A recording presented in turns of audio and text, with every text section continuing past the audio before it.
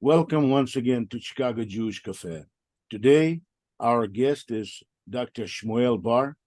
He is a historian specializing in Arab affairs, Islamic history, and Islam's law, Sharia. For 30 years, he served in the Israeli government, first in Israeli Defense Forces intelligence, and later in analytic and operational positions in the Israeli Office of the Prime Minister. He is Director of Studies at the Institute of Policy and Strategy at Herzliya, and the founder and CEO of IntuView, an Israeli-based software company. Dr. Shmuel Bar heads Shmuel Bar Research and Consultancy, which issues a monthly Middle East strategic outlook focusing on medium and long-term projections of trends in the Middle East in the light of the current events. He is one of the world's leading experts on the ideology and operational codes of Islamic fundamentalist movements. Shmuel, welcome to Chicago Jewish Cafe. Thank you very much. Thank you very much. As I mentioned to you before we turned on the recording, I became interested in your thinking when I came across your article that you have written about 20 years ago, The Religious Sources of Islamic Terrorism. What is interesting about the way I found this article is it was on the website of American Civil Liberties Union. And this is where I found it. You see, judging by your reaction, you did not know that they took time and reprinted it. Right. So now I'm not going to be asking you why you think they put your article there, but I found it very interesting, especially the part of the worldview of radical Islam today. Their outlook is. Could you please say a few words about the outlook of the radical Islam the way you see it? Well, that's a very big question for a short interview. In 2 or 3 sentences. Okay. The outlook of what we call radical Islam is based on the idea that the frame of reference of a Muslim should only be the Muslim Ummah, the Muslim nation.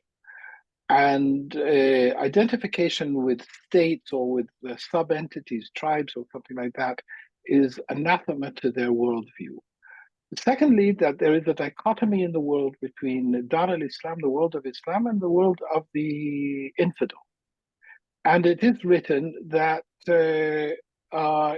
eventually the Muslims will conquer the infidels and will achieve dominance over the world, and the whole world will be Muslim. And this is supposed to happen at one point or another. Now, the idea in radical Islam, as opposed to, say, normal orthodoxy, is that these memes or these ideas are, in normal orthodoxy, are subordinated to the day-to-day life. So yes, you say, one day the Muslim Islam will conquer the world, but meanwhile we have to do business with people who are Jews and Christians and Buddhists, etc., etc. The radical Islamic perception, though, is, I believe, it's giving up your freedom of thinking based on the idea that you do not have to think. You have an imam, you have a sheikh, you have somebody who is going to think for you. He's going to tell you what is good and evil, and you don't have to make any moral decisions. In the Brothers Karamazov, the High Inquisitor says that men are born free and they spend their lives trying to become enslaved. And basically, especially in the modern world, where the modern world offers you so many choices, the dogma of radical Islam, or actually says to you, don't worry, you don't have to think about anything. You don't have to make moral choices. We're making moral choices for you. We tell you it's okay to kill. We tell you it's okay to behead. We tell you it's okay to rape. Once we told that, you're free of your moral choices. And I think that this is one of the, I mean, there's a lot behind that in Islamic theology, but this is one of those elements. Today, I read somewhere that Israel is now thinking, at least the guy who's in charge of National Security Council of Israel, is thinking that the war will last a year or maybe longer. What do you think? You mean Tzachi Negbi? Yeah. I would say that you have to take, I think it was American football, a baseball player, Yogi Berra, who said it's very hard to predict, especially the future. And King Solomon said it a long time before him. He said that that we cannot predict. Now, what I think that the actual fighting is not going to take that long. The actual fighting in Gaza will take another month or two. Okay. In other words, we have to continue. We have to complete the encirclement. We've already completed the encirclement of northern Gaza. We have to do the cleanup operations of northern Gaza. Many of the Hamas leaders have escaped to southern Gaza. Then we have to do something like that in southern Gaza. Meanwhile, we have to keep the lid on the northern theater and on the Houthi, the Yemeni theater. We may be drawn into those theaters, so the Houthi theater is, because it doesn't border on us, it's less relevant.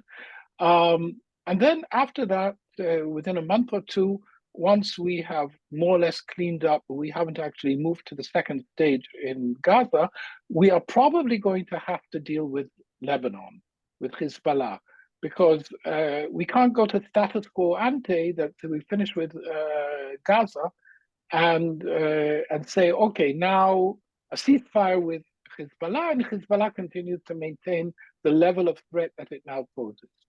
So I believe that we will be going into, for another few months in the beginning of next year, into escalation with Hezbollah. But at one point or another, the escalation, it's not going up like that. It'll jump in quantum leaps. And eventually, we are going to have to take out much of the Hezbollah arsenal, and that would entail significant damage to Lebanon. So this, if we're talking about the war, then yes, this would take at least November, December, January, February, something like that. I imagine that. What about Judea and Samaria? I think it's more or less kept on the lid.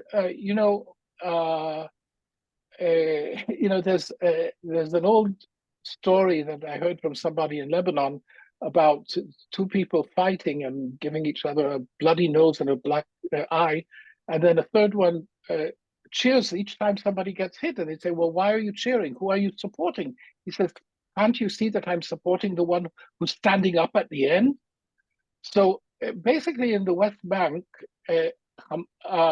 Hamas enjoys a certain amount of support, A, because they hate Abu Mazen, Mahmoud Abbas, and B, because they're considered as a strong horse, a term that bin Laden used quite a lot. The moment Hamas is not a strong horse, then they lose their support. In other words, we then will see, I think, a shift in the active support of Hamas in the West Bank. They're not going to join a lost cause. A lot, of course, depends on how we handle the Gaza afterwards, and we will get there, I think, within 2 months. We'll have to go deep into the question of how we handle Gaza. What do you mean by how we handle Gaza? Israel, I think it's almost a consensus in the IDF, in the Shin Bet, in everywhere, except in the most extreme right wing. Israel does not want to run Gaza. Israel does not want to manage Gaza, does not want to rule Gaza. However, Hamas, we want to take Hamas out of the equation. The Palestinian Authority is so weak it can't even rule the West Bank. Certainly, if we take it and we bring it on the backs of Israeli tanks into Gaza, that's not going to help them very much. So what we need is some sort of a system which is based on forces or presence of, say, Arabs from Saudi Arabia, Emirates. I would hope not the Qataris, because they double cross us all the time. And international, not because we believe in international forces, but because there's no other choice. And then with some sort of an agreement with Egypt, and then to bring in the Palestinian Authority as a sort of overall legitimacy, not with much power to handle anything, but at least to say, okay, it's a Palestinian rule. Now, if this happens and there's enough money coming in from the Arabs for reconstruction of Gaza, most of the Gazans will go with whoever has the money. And we have to make sure that the money doesn't come from Iran. In any case, Iran doesn't have money for that amount of reconstruction or anything. It won't come from Iran. And this could change the atmosphere. But we're a long way behind that. We're not there yet. Netanyahu said that Israel will not leave Gaza. It will continue to rule militarily, whatever it means. If you can find anything that Netanyahu has said, which he hasn't said the opposite as well, then you'll win the Nobel Prize. Netanyahu says a lot of things. It doesn't really matter, by the way. His chances of surviving this war are very, very slim. More than 80% of the Israelis say now that he has to step down. The moment we feel that the war is over, we are going. The overwhelming public opinion in Israel is that we have to have elections, and you have to understand that the Israeli government, this government, has not only have they not prevented the catastrophe of the 7th of October, but even now, most of the support and the aid, the food and the moral support, and which is being given to people who have been displaced or to the wounded, etc., doesn't come from the government. It comes from civil society. It's people like myself, my own children, who are going and volunteering to prepare meals even meals for soldiers, because the government wasn't ready for that. So the public opinion isn't going to, just. When do you think Israeli society will feel that the war is over? If we keep going on with Hezbollah, as I assume we will, then probably this is going to go on into the beginning of next year. I'm talking about the war in Gaza. Yeah, but the war in Gaza and the war, it's now a 2 or 3 front war. Mm-hmm. So you can't separate it. You can't say, okay, we have rockets launched at us from Lebanon every day and people getting killed, but we finished with Gaza, and so now we can get back to normal. So it doesn't really. You can't separate it. You can't make this differentiation. I understand that, and I think I'm not an expert as you are, but I think that there's a very strong possibility of war with Hezbollah, and a big problem for Lebanon. But when I say about the end of war in Gaza, I mean, when will people in Israel feel that the mission or response to the Hamas's attack on the Israel, when will people in Israel feel that it has been completed, that it's at least to some satisfactory level? What will it take? When the entire Hamas infrastructure in Gaza has been eliminated, when the hostages have been freed or found. I'm very pessimistic about hostages. And I think that we'll have to include the elimination of the Hamas leaders outside of Gaza. In other words, I don't think that leaving Hamas in the hotels of Qatar and Tehran and Damascus without punishing them for the role that they played is acceptable. I believe that only when those three missions have been accomplished will Israelis say that, okay, we've done the job. There's no way whatsoever that Israelis will accept that we reach a ceasefire or something and that the hostages are returned. Now, let's understand this, that we don't know how many of those hostages are alive. We know that there are those who we have pictures of them being taken, but there are a lot of them that we don't have pictures of them being taken.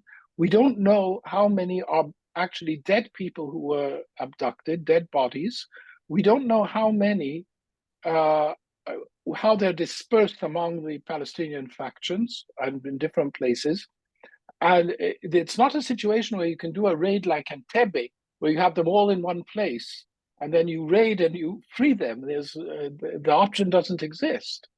So as we go deeper and deeper into Gaza and we try to destroy Hamas, we have to take into account that Hamas realizes that living hostages may be an asset, but they're only an asset if they can be traded for Israel refraining from destroying Hamas. If they can't get in return that Israel refrains from destroying Hamas, then they're not worth very much. Now, we can do a deal. Israel has already said we can do a deal. All of the prisoners in Israeli prisons in return for the hostages. But what we're saying is basically, yes, we exchange, and then we go on and we destroy them. There's not going to be a ceasefire because the Israeli public opinion won't accept that. But Hamas is not that stupid. What do you think? They're going to exchange hostages for those 6,000 Palestinian criminals in Israeli prisons? No. And say, okay, now you can kill us? No, but that's why Qatar is playing a double game. They're trying to buy time for Hamas. And so they're sending us all sorts of messages. Hamas is willing to do a deal, but part of their conditions is that Israel withdraw from Jerusalem, okay? Or withdraw from the West Bank. So when people negotiate, and I'm in business, when people negotiate and they bring you a proposal which is obviously you cannot accept, they're not really negotiating, right? They're pretending to negotiate. Now, the fear is that if we don't move quickly enough in regards to the hostages, that at one point or another, Hamas will say, well, living hostages are a liability because we have to move them, somebody may see them, etc. And so this is why there's a clock ticking here for the hostages. Look, there are babies there are old people, little children. Anything can happen to them. So what do you suggest we do? I believe that what is being done is what can be done. In other words, as an enormous intelligence effort being invested, which I don't think should be. I'm happy that the government that we have a very close war cabinet, and that the war cabinet isn't talking about it, and nothing is leaking from the army. And I'm glad about that because that's the sort of thing that should not be talked about openly. In general, everything you hear, all of those ministers and government and people you hear talking about what they leaking what is so-called happening, the moment they do that, you should be sure that they don't really know. That's why they're leaking. There's certainly an enormous intelligence effort. I believe that that the IDF and the Shin Bet and the Mossad are investing everything they can in order to find the hostages, and operationally, if there is some sign that there is a place where there are hostages, they will go in there. But But there's no in my guarantee of mind, success. hostages are spread out throughout the whole Gaza and in hands of different organizations. Yeah, And, yeah. and if we're going to be fighting against these people, just having hostages in mind as the number one goal, we're going to lose.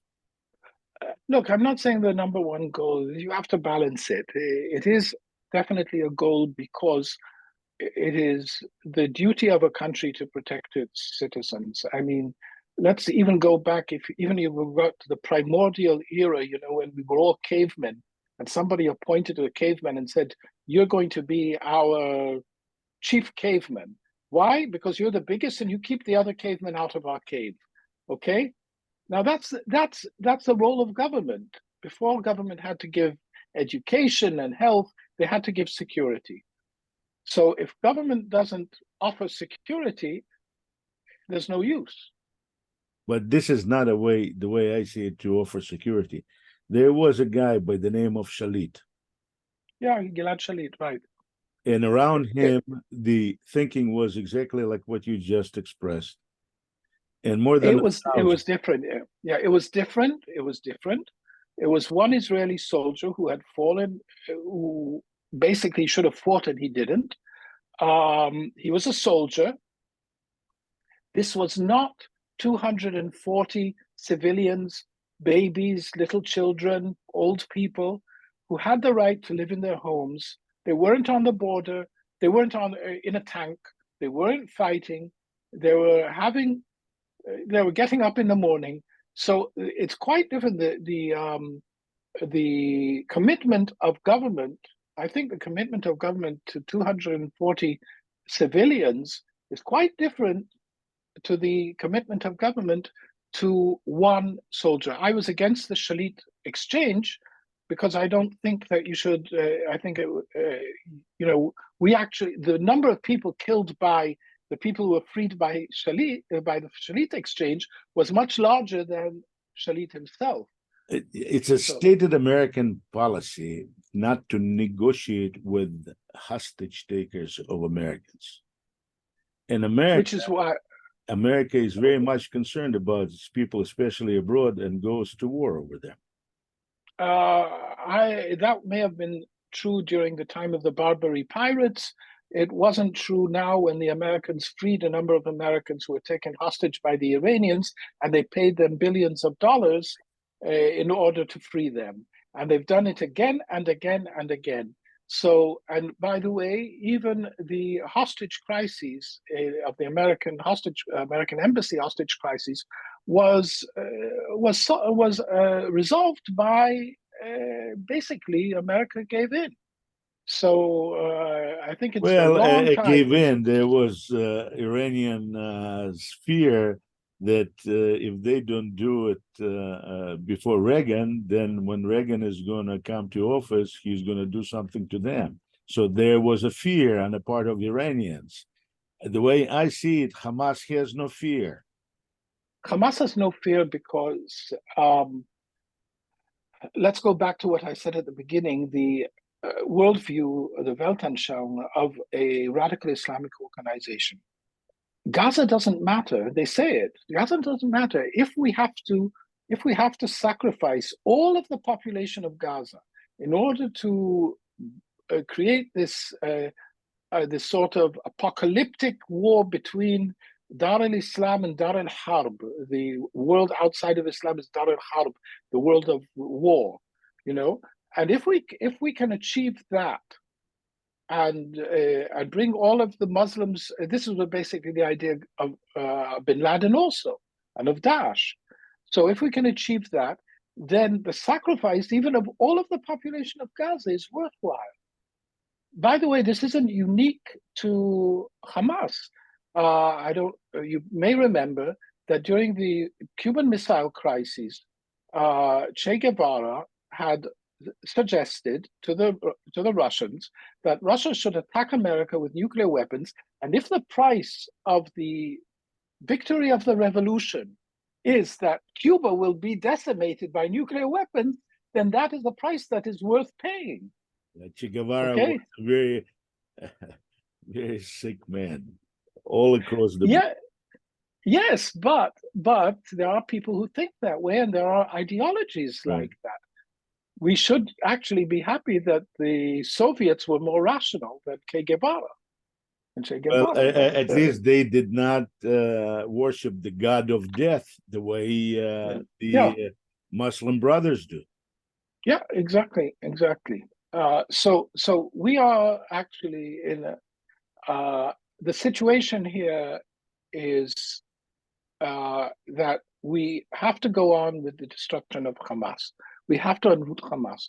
You have to understand that most of the Gulf Arabs, for example, will be very happy, including the Egyptians who now are frowning. But basically, if we destroy Hamas, then we are, and certainly if we hit Hezbollah in a serious manner, we are downgrading Iran's power within the Middle East. The moment we do What does it that, mean to destroy Hamas? I mean, you said that to destroy the infrastructure. I mean, infrastructure is one thing, but can you really destroy the ideology by killing you don't have carriers? to. You don't have to. First of all,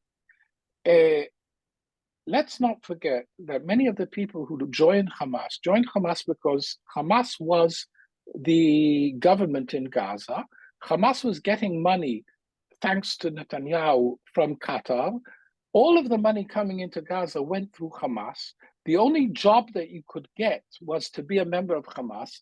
And therefore, during that period, the ranks of Hamas grew from 1,500, 2,000 fighters to what it is today. Why? Because it's a job, right? Which is what, 35,000, 20,000? Yeah, yeah, about 30,000, okay? Much less now.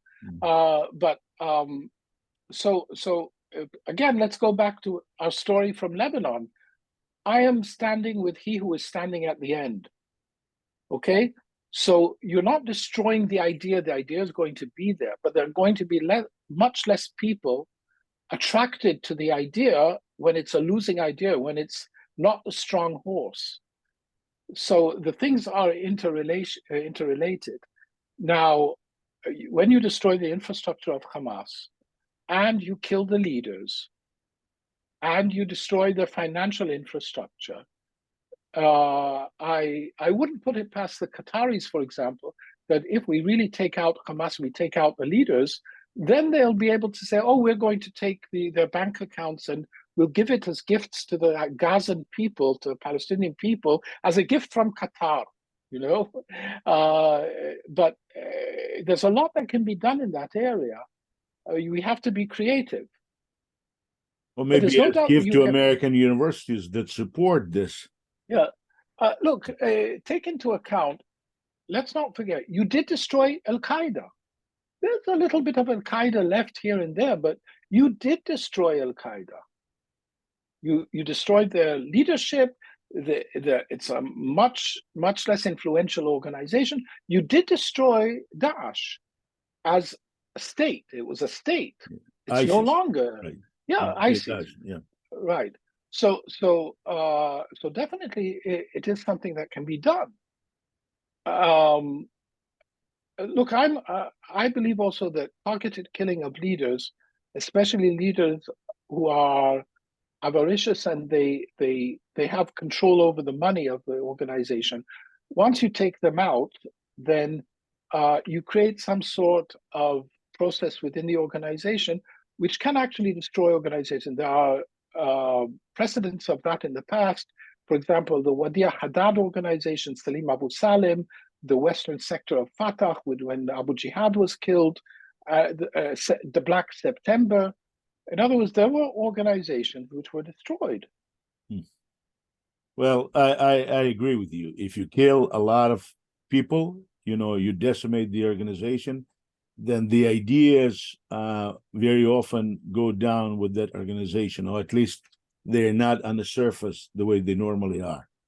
But one of the ideas that many people have that are not part of Hamas is the idea of creation of so-called two states, Palestinian state, between river and the Mediterranean Sea. And okay,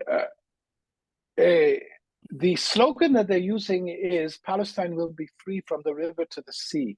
I'm not talking Uh, about that slogan. that's a one-state solution. Yeah, it's one state solution. I'm talking about people talking about the so-called two states. The way I see it, it's 21 state solution. It's not 22 state solution because, but Then I'll tell you where this stands in Israel.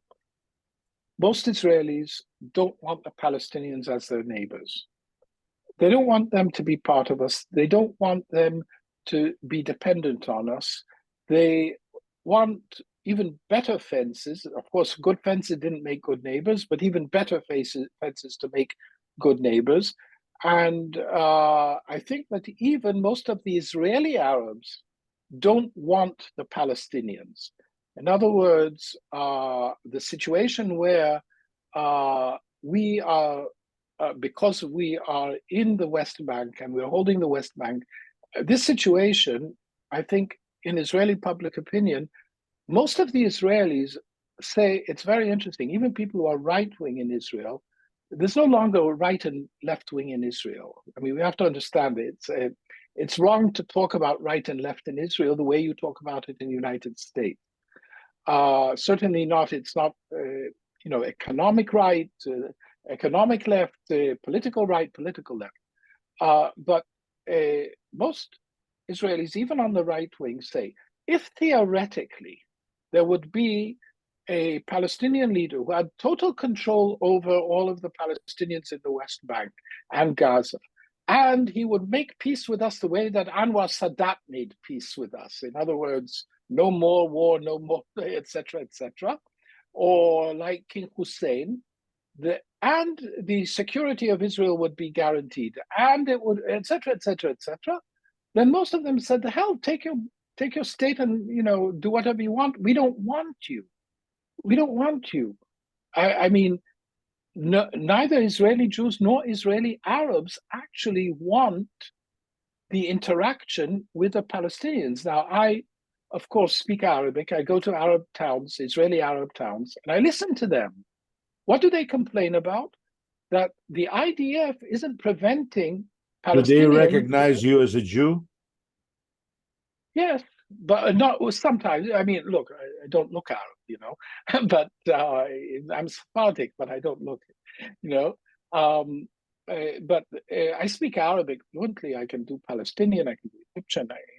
But I go there and I sit in the cafe and I listen to them talking among themselves. What are they saying? Why doesn't the IDF block these Palestinians from coming in to the Israeli Arab town? Because they are disrupting. They see them as disrupting the order, the social order in the Israeli Arab society.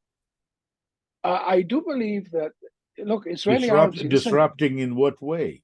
I mean, they want to marry them. They want to bring them over. no. They want to travel to. The Israeli Arab society is patriarchal. It has, it has elites, etc. And the Palestinian society is a dismantled, disintegrated society, where what they say among the Palestinians is "walad b'sakar balad," a child with a gun closes down a city. Okay, it's a culture of violence. Now, this culture of violence has come into the Israeli Arab society, and you've had until now more than 200 Israeli Arabs killed within the Israeli Arab society. And they see that, among other things, both the neglect by government, but also because of the infiltration of Palestinian culture, Palestinian violent culture into Israeli Arab society. But And this is can they stop it? I mean, look at this. they Israeli can't, Arabs live among Jews of Israel yeah. who do not have any patriarchal culture or anything like this. Maybe they influence more those Israeli Arabs than those Arabs who reside in Judea and Samaria. No, I think the Israeli Arabs are they're aware of the influence of the Palestinians on Israeli Arab society. They don't like it. You know, many Israeli Arabs are moving from the Israeli Arab towns into Jewish towns. Many of them send their children already to Jewish schools, Hebrew-speaking schools. And if you sit in the cafe in Tira or Taibe and you listen, 20% of their Arabic is Hebrew. I understand, but when they move to Jewish towns, the Jews of those towns do not really like the fact that they're moving there. It depends who they are, and but I mean, we're talking about, you know, doctors, pharmacists, lawyers. The upper class of the Israeli Arab society is moving into, let's say, look, I lived in Kochab Yair, and next to Kfar Saba, and you know, and I see quite a lot of that. And the fact that they move there and they live there and they're not leaving there, but you know, they're not leaving there out of fear or anything like that. Apparently, they find it more comfortable to live among Jews than to live among Arabs with the violence in the Arab society. That is a separate issue. That is a separate, the way I see it. But I'm saying we're talking about the Arab state. Sharon deported 3 generations of Jews from Gaza in 2005, and with the great support on the part of Jews of Israel. Yeah, let's 10,000 Israelis lived in Gaza at the time of the disengagement. You call it disengagement. I call it deportation. Okay, doesn't matter. But 2005, the number of Israeli soldiers who are protecting those 10,000 Jews, you had about 4 times the number of Israeli soldiers protecting the 10,000 Jews. Okay, Sharon had at that time, and we have to look at every step which has been taken in the context of its historic context. Okay, at that time, Sharon believed that the Palestinian Authority was going to remain strong. He believed it. He turned out wrong, but he believed it. George Bush made him believe it. No, I don't think it was George Bush. I was then involved. I was also involved in back channels with the Palestinians, and I pointed out that when we talk to the Palestinians, say, listen, we have these hot houses for flowers. We have an Arab billionaire in the Gulf wants to buy them and continue to operate them with the Palestinians there. And at first, I was there in a meeting with Palestinians, and there were 10 senior Palestinians. And I was there with people from the government, from senior people. And every single one of those Palestinians said, oh, that's a great idea. Until we all got together, then one of them said, we will not allow an Arab to buy something which was built on occupied land. And then all of those who had previously said that they agree no longer agreed, because they all sort of moved to the most radical position. Okay, we offered them a railway from Gaza to Ramallah, which won't stop in Israel. We said, we'll build it, and then you'll have control. No, because the Minister of Transportation of the Palestinian Authority is also the owner of the truck company, and so he'll lose business.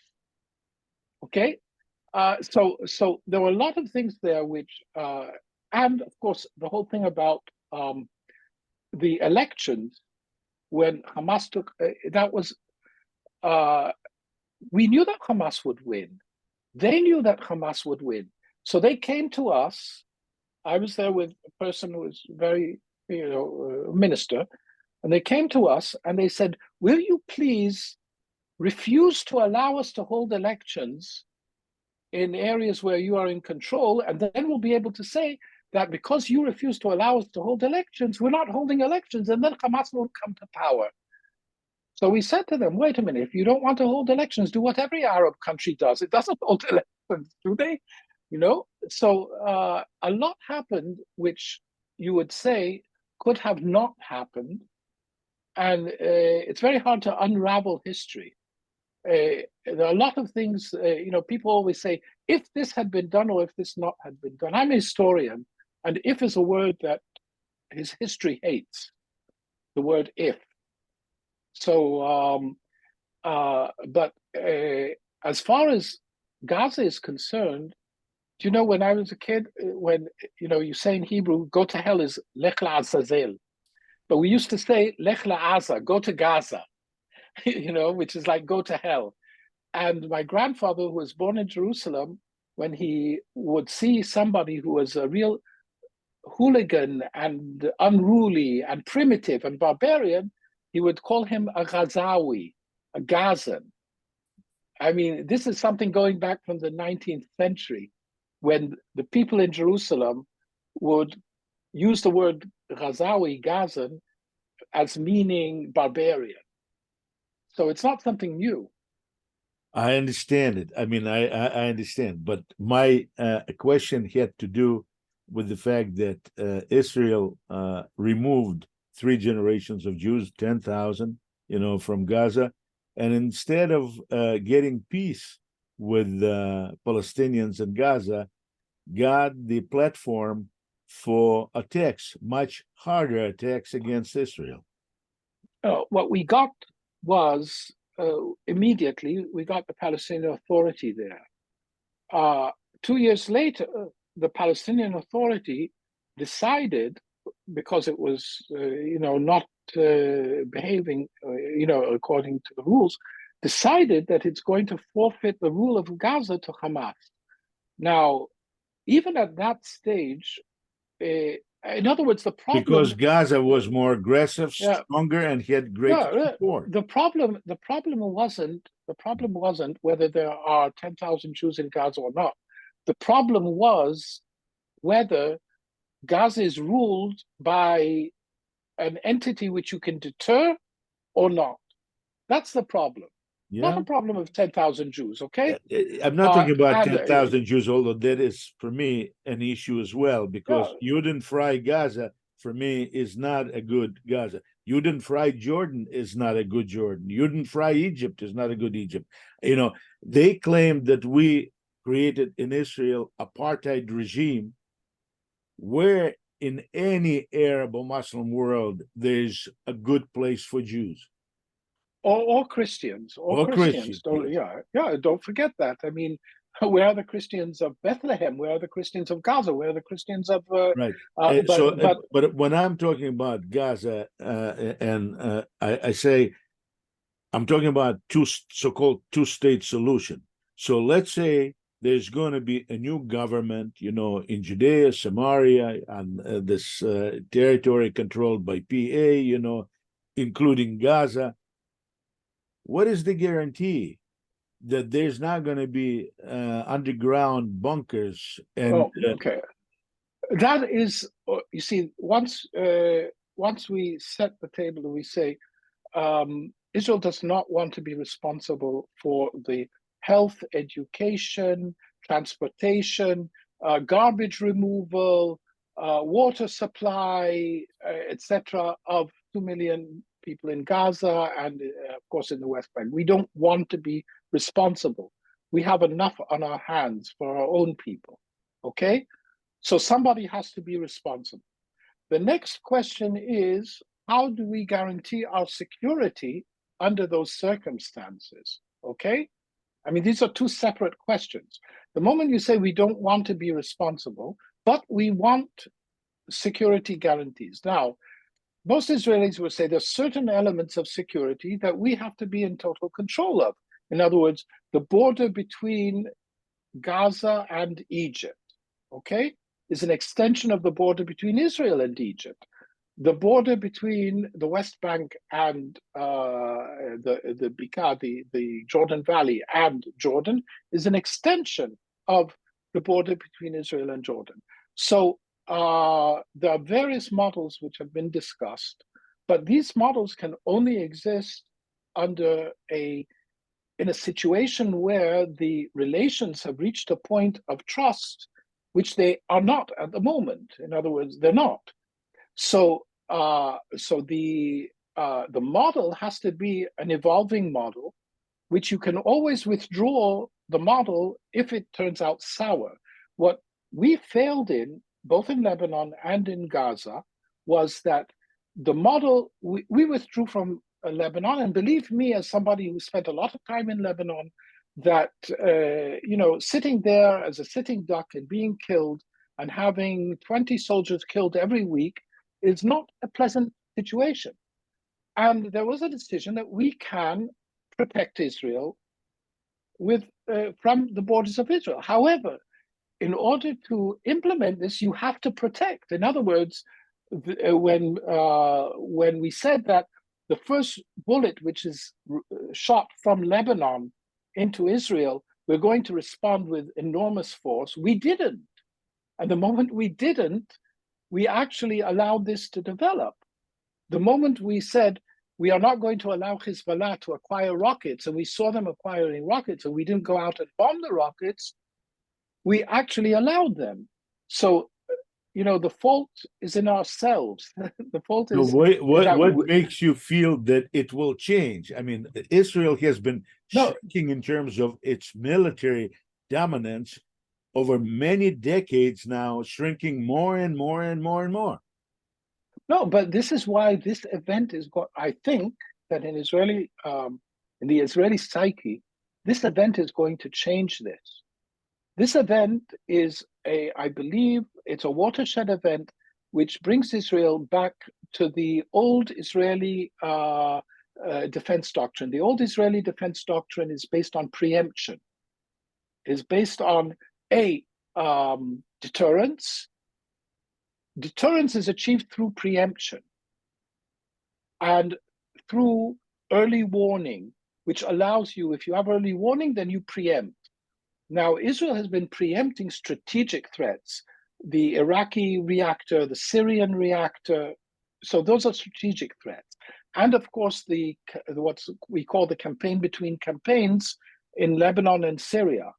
But we haven't been deterring the tactical threats like Hamas. So I think that the old Israeli doctrine is going to have to be revised in a way that we say we no longer rely on strategic early warning, because when you're talking about an enemy which is so close to your border, strategic early warning isn't enough, and you have to build your intelligence on the basis of capability. If they are capable of getting up in the morning and crossing the border, then you have to have a force there which not only blocks them, but also the moment you see them will stop them even before they come near the border. Preemption. So I think that look, it's not that IDF can't do that. IDF can do it. The IDF is a very, very powerful army. And let's not forget what we're doing now.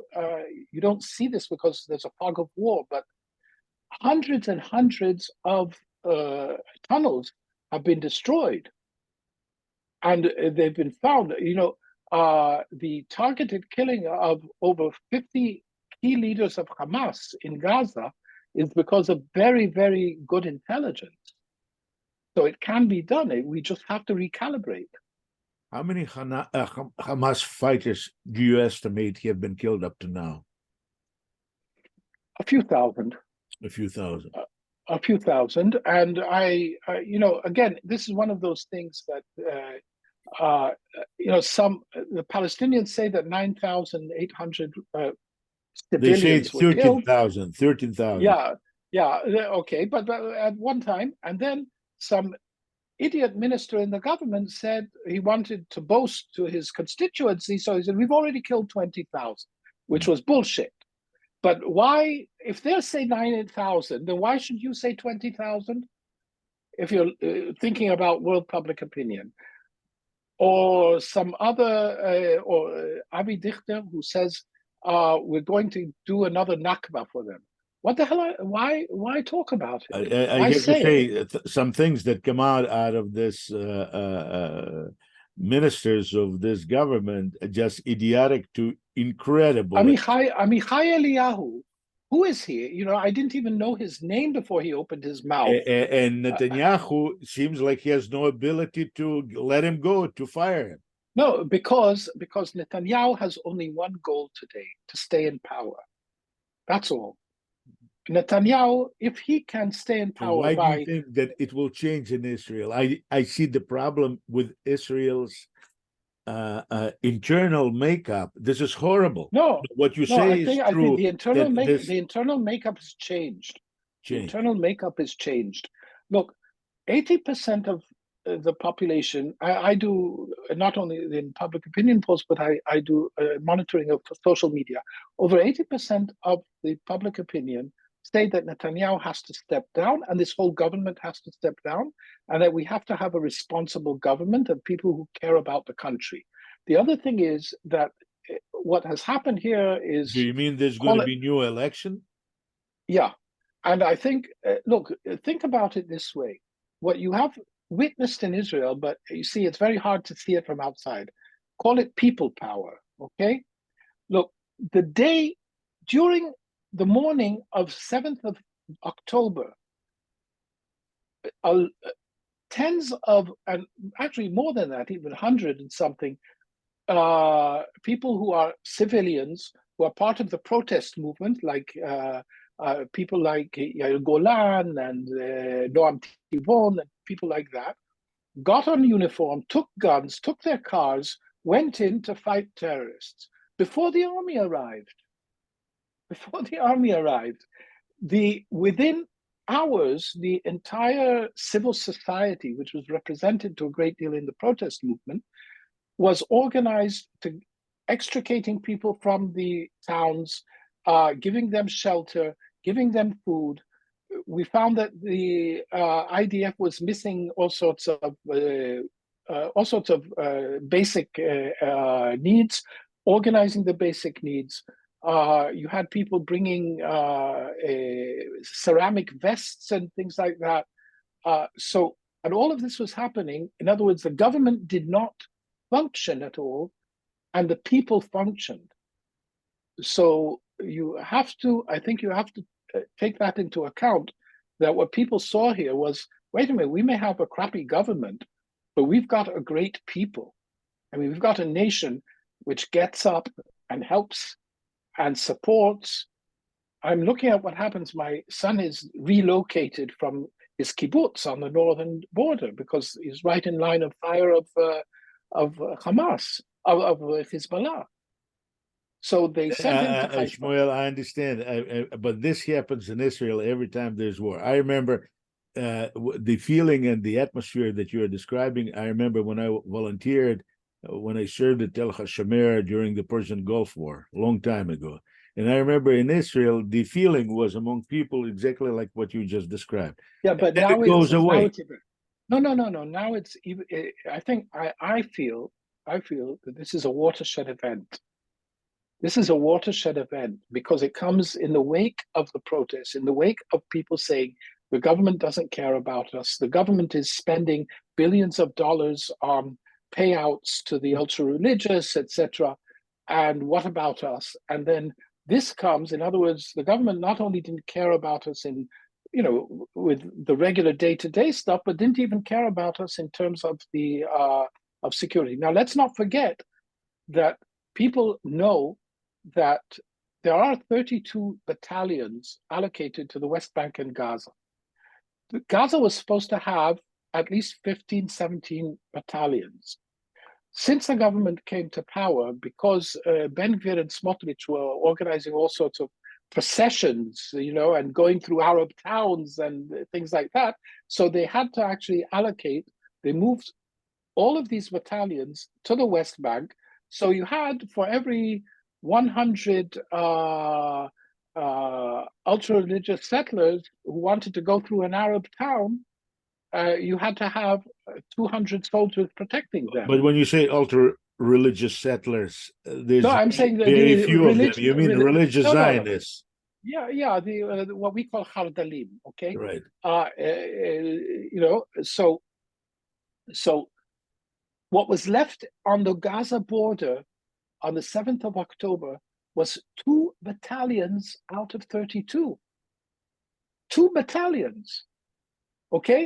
Now, people don't forget that. They say, hey, how did you do that? In other words, you preferred catering to your political partners over the security of people on the border. So I don't think that this is easily But then forgotten. Netanyahu, and not only Netanyahu, thought that Hamas was changing, that they wanted to build better life for Gazans and things like this, or no? No, nobody who really knew. I have my consultation company, and I've been writing for 3 months that we are on the verge of an outbreak because Hamas is not an independent organization. Okay, we had this story with Hezbollah when people said that Hezbollah is going through a process of Labnana, becoming Lebanese, right? And Hamas becoming Palestinian. But no, they are Islamic, radical Islamists. Now, they lost the support of Egypt, they lost the support of, because of Muslim Brotherhood, lost support of Saudi Arabia, of the Emirates, and all they had was Qatar and Iran. Now, the Iranians saw the American plan brewing of the trilateral agreement between the United States, Saudi Arabia, and Israel, that the Americans will give Saudi Arabia a defense treaty, right? And access to the nuclear fuel cycle, like Iran. And in return, Saudi Arabia will normalize relations with Israel. Now, the Iranians saw this as a threat because an American defense treaty with Saudi Arabia and allowing Saudi Arabia to begin a nuclear program threatens Iran. They saw the Israel-Saudi part of the Axis. As By the way, I'm sorry, Shmuel, but to me, nuclear Saudi Arabia also threatens Israel. Yeah, we're not. I mean, I'm not going into that. I'm saying how Iran saw it, right?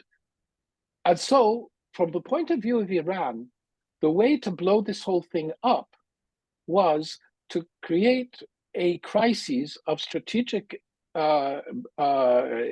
dimensions between Israel and the Palestinians, which would then prevent Saudi Arabia from normalizing relations with Israel and prevent the American-Saudi part of the agreement. So that was the Iranian plan. Now, this was obvious, and in Israel, people were talking about it. It's obvious that Iran would act in that way. So I don't think that if Netanyahu had been listening to any sort of strategic analysis, which he wasn't, because he was only interested in dealing with his own political survival. He was spending all of his time with his... But there was a good reason to deal with political survival when there's hundreds of thousands of people every weekend on the street. Yeah, but you see, sometimes a person has to realize, wait, if so many people, those people didn't initiate the reform, so-called, he initiated a reform in order to guarantee his political survival. He as a result, people came out on the streets. Now, normally a leader would say, wait a minute, the price. It's not the only reason that they came out and said they do not want the ultra-Orthodox to rule Israel, and there's demographic change taking place. That was the second stage. Okay. The first stage was that, and this is a real problem. The moment that we do not have an independent court system, the moment we don't have that, then every single Israeli who was ever in the IDF or the Mossad or the Shin Bet can be arrested anywhere in Europe because they'll say, oh, he was involved in this or he was involved. I'm one of those, okay? I'm one of those. It's enough for somebody on CNN to link me somehow or other to some sort of targeted killing of somebody, and to say he was in the Israeli intelligence, that I can land in Holland and be arrested. This doesn't happen today because in Europe and in the international community, they say Israel has an independent judiciary. If somebody acted in a way which contradicts the laws of war, then that person will Well, be I tried in appreciate Israel. very much independence of Israel's Supreme Court. I'm all for it as well. I mean, but I see also the reasons, why things need to change a little bit there. For example, I'm not. you have You know what? few hundred of these Hamas fighters that have been taken captive in Israel, and the lawyers for them, Israeli lawyers for them, already coming to Supreme Court in order to defend them. No Israeli. You know that most of the Israeli lawyers, including the public defense, refused to defend them. But there was one I mean, woman I saw right there in the. you have two Israeli Arab lawyers who are making a lot of money on that because some international, but that's not the Israeli law. Anyway, But that has nothing. But that Shmuel, has nothing to do with the understand, courts. and we can talk about it maybe some No, other time. no. But I'm Yeah, no. talking What about I'm right saying now is that two-state solution, because I yeah.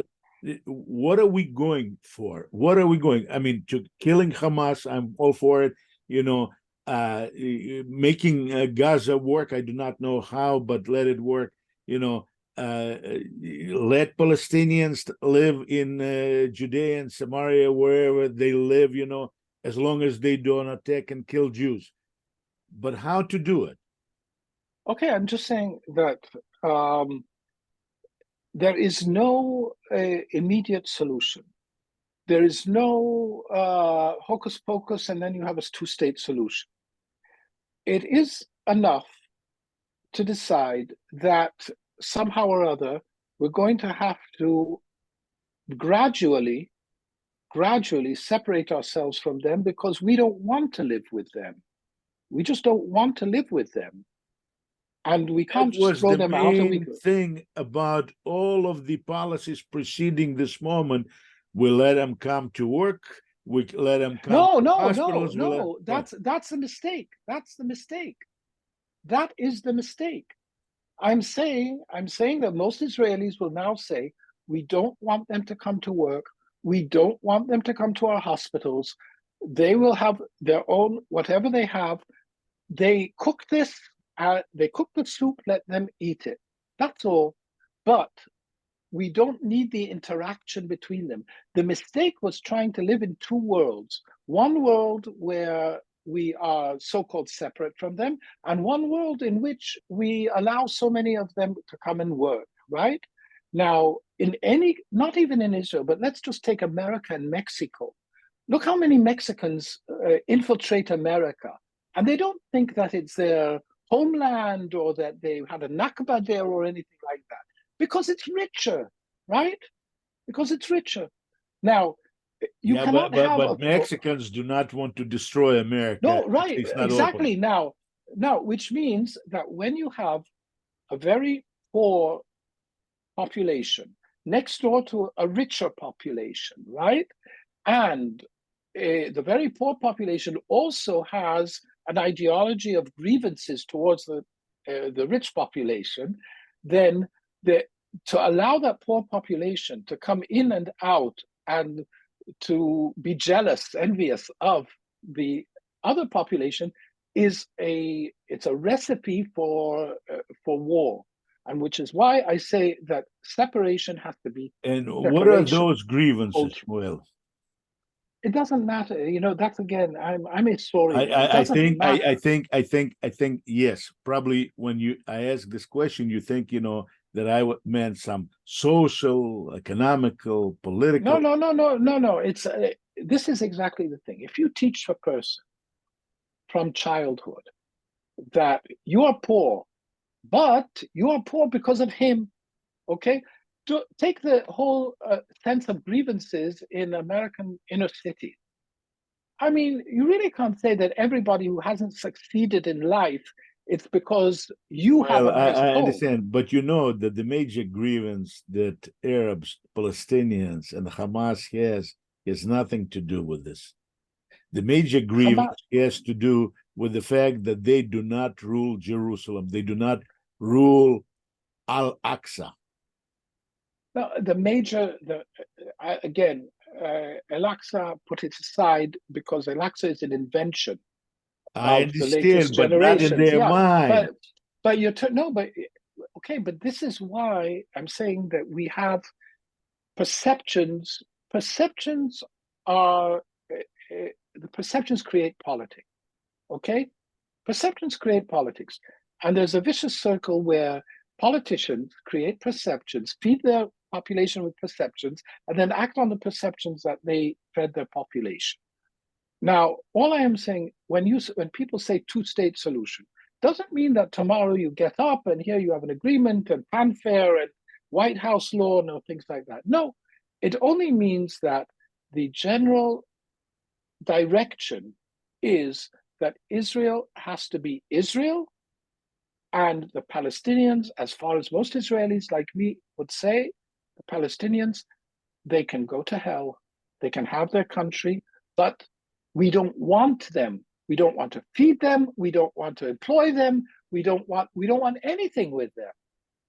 Well, I understand what you're saying. I feel for you, but I'm asking you, I don't want anything to do with them on one hand. On the other hand, Netanyahu says we're going to rule them militarily. Forget about what Netanyahu is saying, because Netanyahu is no longer relevant. Netanyahu isn't relevant. So who is relevant? Who's going to be instead of Netanyahu? No, wait. There are a lot. By the way, let's not forget, when Levi Eshkol was elected prime minister, was chosen as prime minister, everybody laughed at him. They said he can't even decide. When they ask him if he wants coffee or tea, he'll say, put half and half, okay? That's how they joked about Levi Eshkol.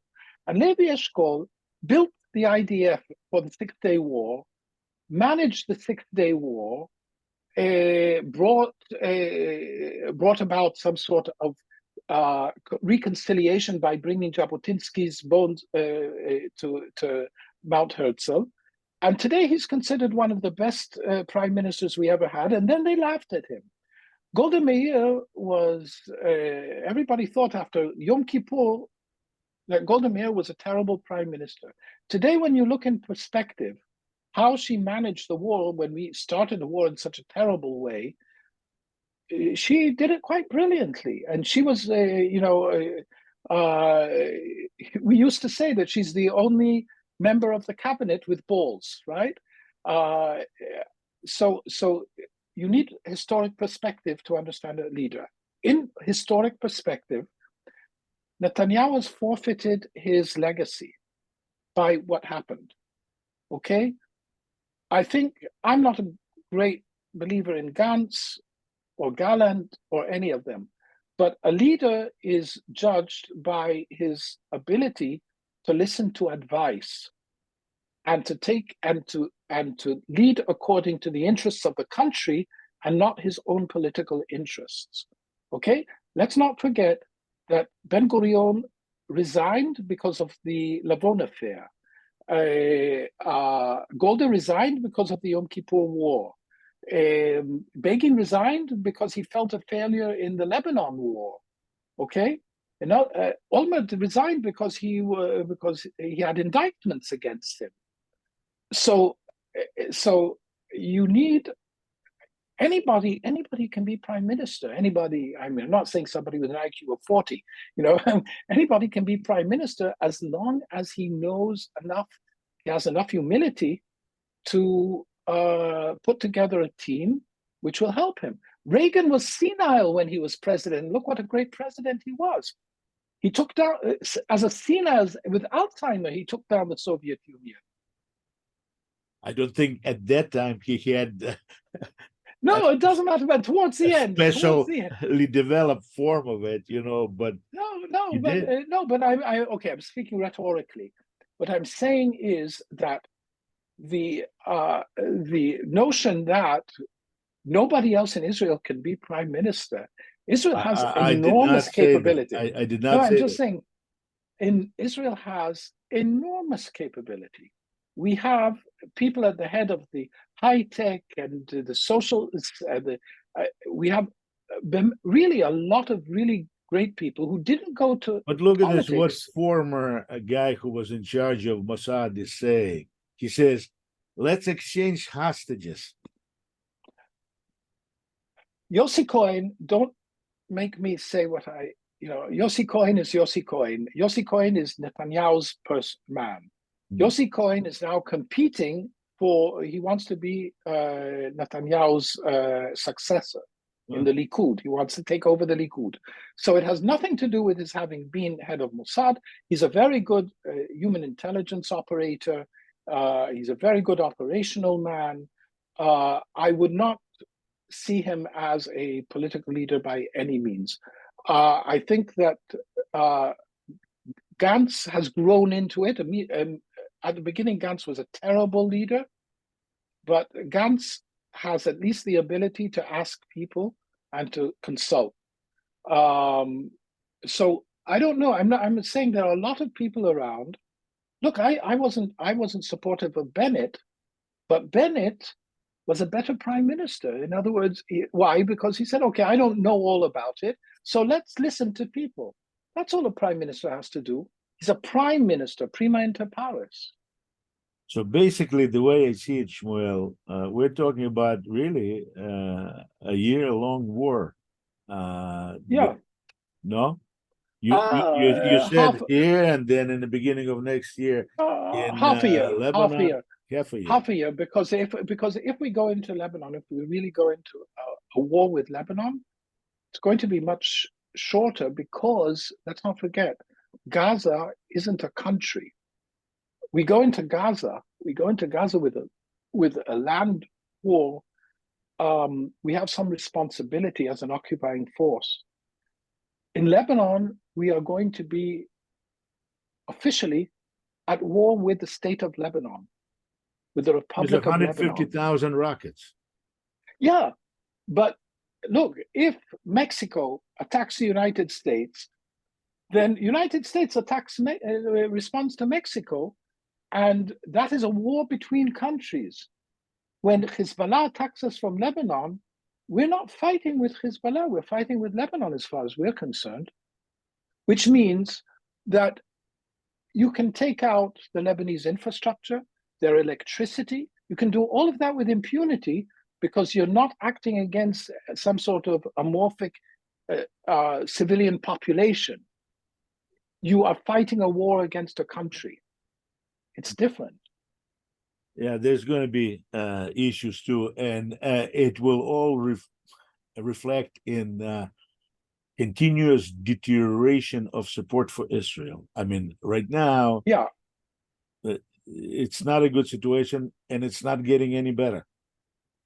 Look, this is true, and there's more and more feeling in Israel that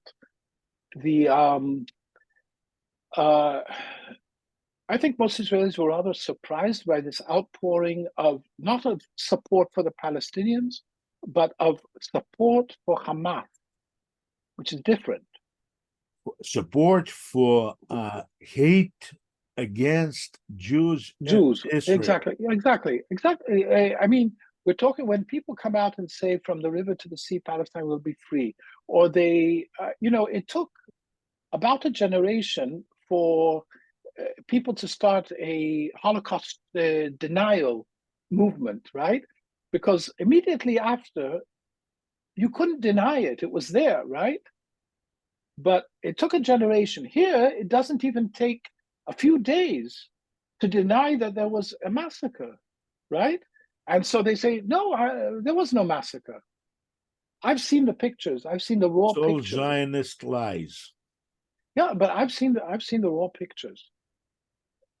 Everybody saw those pictures in the beginning. The Palestinians were transmitting those pictures.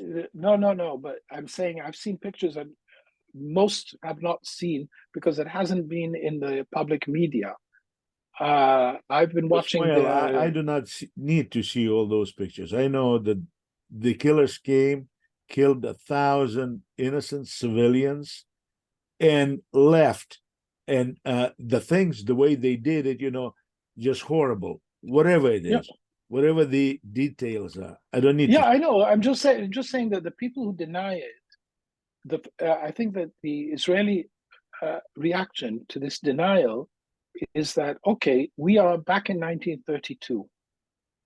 In other words, here there is a movement which, an organization, and behind it you have Iran and Qatar, which actually wants to eliminate, it wants genocide, it wants Jewish genocide. And the world, instead of decrying it on the popular level, is demonstrating in favor of Hamas, in favor of genocide, and in favor of anti-Semitism. So I think that most Israelis were somewhat amazed by that, because we live in the Western world, we travel abroad, we meet with people, they all look so nice, and then suddenly you say, well, all of these people, you see the BBC, for example, you see CNN, you see the way that they actually adopt the Hamas lies. And so this has brought Israel back into the mentality of the 1950s, of the world against us. And those hundreds of thousands of people, demonstrating, of which at least half or more, 70%, are non-Muslims, that is Western European and American supporters of the genocide of Jews. Well, most of those young students, and if you brought them an empty map, without names of the countries or anything, and said to them, show me where Palestine is between the river and the sea. Where's the river? Where's the sea? Where's Palestine? They wouldn't be able to show you. They don't know. In other words, you have a generation of ignorance, where actually not having any knowledge about the things you stand for is a virtue. But that is also a big part of the problem. But this is going to be for another hour conversation. This is a generation of young people. And it means that the problems with these young people are going to be increasing and increasing and increasing as they grow older. I agree with you, but I'm saying that this is why we have to cope with the world as it is, not with the world as we would like it. And the world as it is, I believe, the very fact that 100,000, 300,000 people demonstrated for Hamas and for genocide in London, but you didn't have that 700,000. Yeah, but you didn't have that many, or half, or even a tenth of that, demonstrating against Putin. Well, against Putin. What about against what happened in Syria? What about in the Houthi? You didn't. Yeah, in Sudan. I mean, where's those demonstrators? Assad massacred 700,000 people. Putin is massacring Ukrainians. The Chinese have emptied Tibet of Tibetans. They have massacred Muslims in Xinjiang, and nobody has talked about that. So the only conclusion that Israelis make and Jews make is that, wait a minute, it's because it's Jews, sort of reminds absolutely. Sort of reminds me of the story of the president of Harvard, Lowell, who wanted to have a numerous clauses so Jews won't come into Harvard. And so they asked him why. He said, well, because Jews cheat. So they said to him, but Protestants cheat too. He said, you're changing the subject. We're talking about Jews. Yes. Unfortunately, I have to say that many people in the world love Jews, but only if they're dead. Yeah, I would agree to that. And I have to say, I hope, Shmuel, you and all of us continue to live in spite of those people who want us dead. Yeah, I'm all for that. I just think that in politics, and I've been dealing, of course, from the intelligence part of the politics. and operational. Our job is to continue to position ourselves in a way which is best for the country, best for the people. And I think that we should keep away from all of the messianic sort of ideas which are absolute, but which never work. Because things which are absolute, where you say, oh, we do this and we finish all of the problem, these never work. And so we have to be very careful. And being careful means that people say two-state solution. Okay, two-state solution. What's a two-state solution?